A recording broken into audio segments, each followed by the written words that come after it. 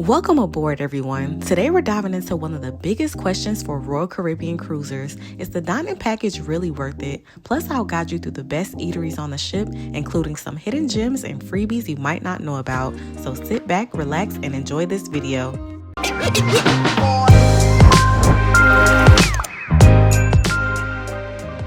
So let's get things started. The first restaurant we're going to start with for breakfast is Johnny Rockets. Now, did you know that they offer free breakfast? It's one of the best kept secrets on board. And while the regular dining isn't complimentary, breakfast here is a must try. If you're looking for those classic diner vibes, I would definitely recommend Johnny Rockets. This was one of my favorite places to dine during breakfast times compared to all of the other breakfast options that they offer on board. Every morning while here, I ordered their BELT, which is a bacon, egg, lettuce, and tomato. And this was so good. The egg was fried hard to perfection. The bacon was extra crispy. I mean, this sandwich was so flavorful. Next, we have Park Cafe in Central Park. It's a perfect spot for light bites, fresh salads, and those mouth-watering roast beef sandwiches. Now, this place honestly wasn't one of my favorites. I mean, the only thing that I ordered from here was a bagel with cream cheese and like some fresh fruit.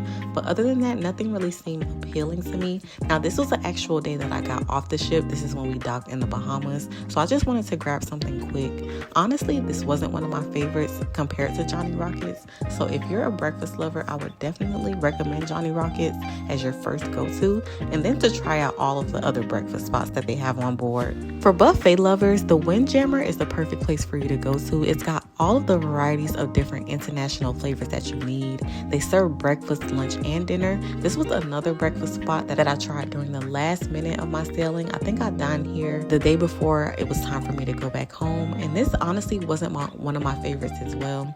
The only thing that I love at the Windjammer was like their hash browns. Now, I didn't dine here for lunch or dinner. I hear dinner is held in the main dining hall and not in the Windjammer. I hear for lunch they have things here like hamburgers, hot dogs, french fries, you know, your everyday grab and go food. So if you're a grab and go person, then this place is definitely for you. I also want to mention that during the time it was time for me to get off of the ship, which was my last day, this place was jam-packed. It literally took me about 30 minutes just to get a seat. There was such a long line trying to get into the Windjammer. Now, while I was there, I ended up getting like a bunch of different things like watermelon. I got some bacon. I got my hash browns, of course.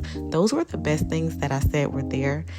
They also had like biscuits and gravy. Now, I'm a huge fan of biscuits and gravy, but theirs was not the best. A lot of the food tastes like it had came from the day before, and this is honestly why I don't like buffets, because I feel like they just try to recycle a lot of their old food from the previous days.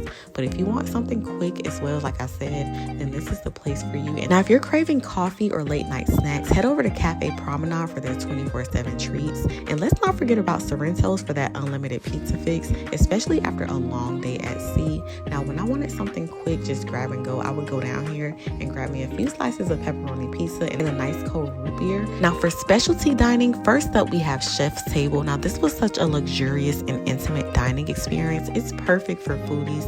Now, the only thing that I regret not telling them that I did have a shellfish allergy, because I thought this was the type of restaurant where you can just order anything on the menu. So when they called and asked me, because they do call you prior to your dining experience, basically to let you know everything that's going to go on while you're dining here, they do ask you, do you have any allergies? But I ended up telling them no.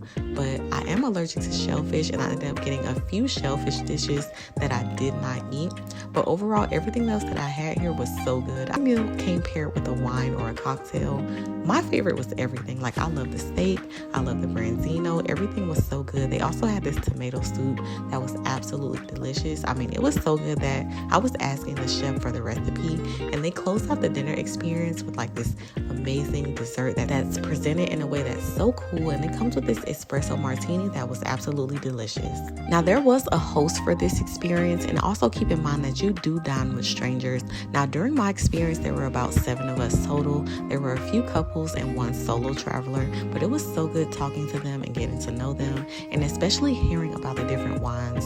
I mean, that's what the host is there for. He's there to explain all of the different wines that they're presenting to you, and he also brings out the chefs, so the chefs can tell you how they prepared each dish and explain each dish to you. It was the idea behind each dish. This was such a great experience. I would absolutely do this again. Now, while I was dining at all of these specialty restaurants, there was no specialty restaurant that I had that I can say was bad. I mean, there was a dish from every single specialty restaurant that I dined at was very, very good. Now, a couple of things that I didn't like about the specialty experiences is that at the very last minute, basically a few minutes before your dining time, they call you and tell you that, oh, well, there's an upcharge for, there's like a wine pairing or a cocktail pairing. Like for this experience, they called me a few minutes before and told me that there's an additional $14.99 charge per person because this experience does come with a wine pairing. Now, that was something that I did not like. Now, next up, we're going to get into Giovanni's table, and they deliver a taste of Italy with hearty pasta and rustic flavors. Now, I'm a pasta lover. Anything pasta and pizza, I absolutely love, whether it be spaghetti, lasagna, carbonara. Those are my favorite types of pasta. For my entree, I ended up ordering the carbonara, of course. I love carbonara. Any Italian restaurant that I go to, I order that. But they started me off with like a basket of different breads. It comes paired with like this oil and vinegar sauce that you dip it into. This was pretty delicious, especially the sauce. For my appetizer, I got the arugula salad. And I don't know how they made this dressing, but that dressing was so perfectly paired with that arugula salad. It was kind of like a vinaigrette, but not too vinegary. It was so good. And my waiter there, his name was Mark. You won't see him in this video, but he was so nice. He was from the Philippines, and I'm not sure if you know about this on Royal Caribbean, but some guests, they usually hide these little ducks around the ship, and I saw people walking around, looking for the ducks, and I wanted to find one, and he was nice enough to find one for me. He just exuded amazing customer service, which is what I love when I have any experience. But overall, the food here was good as well. Like I said, none of the specialty restaurants were bad to me. I mean, every place had its own specific dish that I was literally obsessed with. The carbonara here was so good. For dessert, I just got these cannolis with the tiramisu. The tiramisu was better than the cannolis. Now, if you're a sushi lover or anything hibachi, Izumi is where it's at. I mean, their fresh ingredients and their creative ways of like presenting food to you was above and beyond when it came to my expectations. I mean, the chef did such a great job with like telling jokes and entertaining each and every one of us. Now, here's another place where they actually get your food allergies. Now, when you come here, it's like any regular hibachi place. Like if you were home at land, they basically ask you what kind of meats you want. You do get double meats while you're here. Now, this was another place that ended up charging me an additional fee that I didn't know about until I got to the restaurant. Izumi during the daytime is basically like a sushi spot, but for dinner they usually do the sushi spot or the hibachi. I wanted to do the hibachi, which is what I thought I signed up for. If I'm not mistaken, it was like an additional $7.99 or $8.99 charge for the hibachi experience, which, like I said, they told me about basically at the last minute. But overall, I didn't mind because I wanted the experience. I mean, this is what I paid for. I wish I would have known about it before I booked the unlimited dining package. And we also got dessert. Now, for dessert, I ordered the mochi ice cream.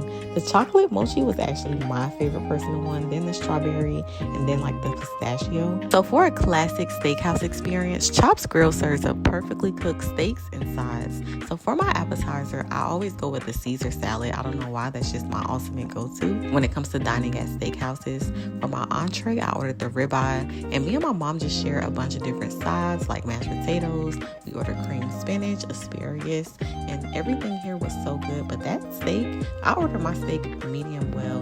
That steak was cooked to perfection, and they also had like this brown pepper sauce, if I'm not mistaken. That sauce paired perfectly with my steak.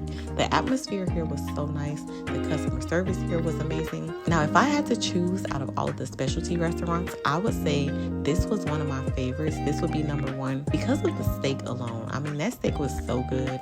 Shout out to the chef that made this steak. The experience was excellent, and it's always good to watch a nice show after any steakhouse dinner. I also forgot to mention that I did order a side of French fries as well, because when it comes to potatoes, I really don't know what exact potato I want paired with my steak. But yeah, I ordered the mashed potatoes, creamed spinach, asparagus, and French fries. My mom, she also had a baked potato. She ended up ordering the lamb chops. And then for dessert, I had like this chocolate lava cake with vanilla ice cream. That was absolutely delicious. And another thing is that I'm sure a lot of people really don't know about or really don't think about once they're sailing on a cruise ship is that, do you know that you can take your leftovers serves like back to your room with you. Lastly, when it comes to specialty dining, this was one of the last spots that I ate at while on my cruise ship. I ate at 150 Central Park, and this place brings innovative dishes and an elegant setting. I really love this place. This was such a great place to eat for Thanksgiving. Now, when you first walk in, the atmosphere feels so nice and so calming and so warm, but they start you out with like bread and butter, and then I ended up ordering this pumpkin bisque. It was absolutely delicious. Like I said, I mean, I know I keep saying that all of the food was delicious while I was dining at these specialty restaurants, but I can't lie, like a lot of the dishes here are very good. I also ordered like this small portion of like these rib tips with mashed potatoes. This was good as well. Now for my entree, I wasn't sure if I wanted to try the veal or the beef tenderloin, so I just ended up ordering both. That's another thing as well when you're dining at these specialty restaurants. When you do have the unlimited dining package, you can order as many dishes as you want. Like there's no limit as far as the amount of dishes that you can order.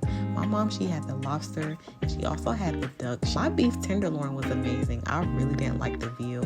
Now that's one dish that I can say that I sent back that I didn't like. But overall, this was such a great experience. Finally, let's talk about perfect day at Coco Cay. Now, if you're visiting Hideaway Beach, make sure to grab some ice cream. It's the perfect treat to cool down. I also stopped by Slice of Paradise for pizza, and I indulged in a funnel cake for dessert. It's not shown in this video, but I started my day with a fish sandwich and french fries. That was so delicious while I was here. Now, if you're not familiar with Hideaway Beach, it's basically like their adults only section while you're on their private island in the Bahamas. This place is an upcharge. It was so nice and so quiet. It was away from all of the noise and all of the kids that were on board Royal Caribbean Allure of the Seas. I really love this place. Like they had a lot of food options that you can choose from. They had little drink stations. They had a bunch of different bars.